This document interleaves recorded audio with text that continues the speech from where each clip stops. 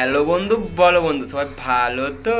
তো আজকের ভিডিওর থাম্বনেল দেখে বুঝে গেছো ভিডিওটা কি হতে চলেছে। বেশি কথা বলবো না, যারা বাচ্চারা এখনো ভিডিওটা দেখবে না আর যারা এখনো কানে হেডফোন পারোনি, টুক করে কানে হেডফোন দিয়ে দাও আর চলো ভিডিওটা শুরু করা যাক। প্যান্টের চেন আটকায়নি, প্যান্টের চেন আটকায়নি। খুব দারুণ লজ্জার ব্যাপার।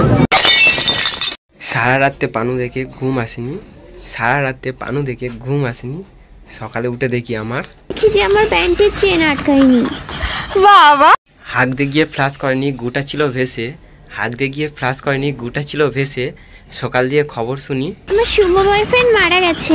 খুব দারুণ লজ্জার ব্যাপার।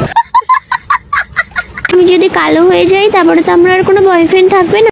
এমনিতে কালো তুমি মুখটা বড় ভোঁতা, এমনিতে কালো তুমি মুখটা বড় ভোঁতা, আরে বাপ রে, বড্ড বেশি বকো তুমি, লাগে নেকাচোদা।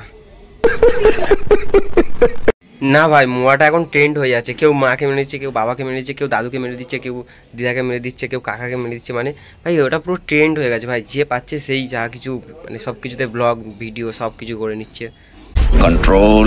এইসব করে নিজের সম্মানটা নিজেই ফেলছো জলে।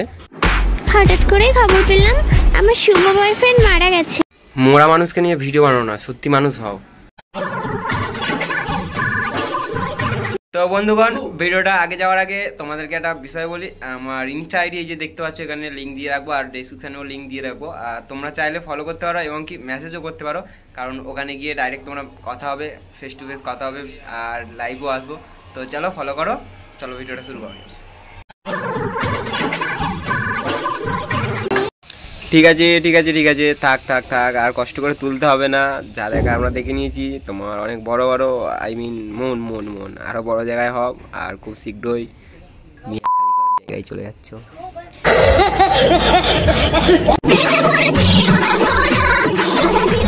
মজা আয়া। হরলিক্স খেলে বাড়ে শক্তি, মদে বাড়ে জোশ। হরলিক্স খেলে বাড়ে শক্তি, মদে বাড়ে জোশ। সুইমিং পুলে নাচতে দেখো বুড়ো কিছু মোষ।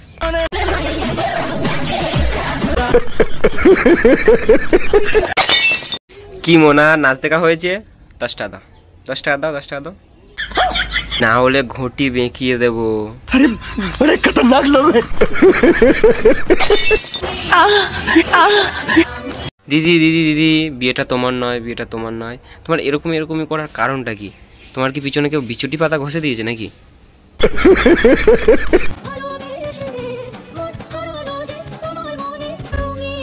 দেখে কি মনে হচ্ছে জানিস, পিছন থেকে এক লাথি মারতাম, মাগিটার গিয়ে একদম মাটিতে পড়তো, হাতগুলো বেঁধে ওর একদম ওই গাঁড়ের উপরে লাফাতাম, মাজা ভেঙে যেত। বুঝতে পেরেছি দিদি, বুঝতে পেরেছি দিদি, তোমার হচ্ছে একটু মানে শিক্ষার দরকার আছে। মানে ওই যে ওটা যে তোমার এসএলএমটি টিএমসি রড তোমার পিছনে ঢোকাবে, তো ওটা হচ্ছে রবীন্দ্রনাথ ঠাকুর আছে, ঠিক আছে? একটু বুঝে দেখো।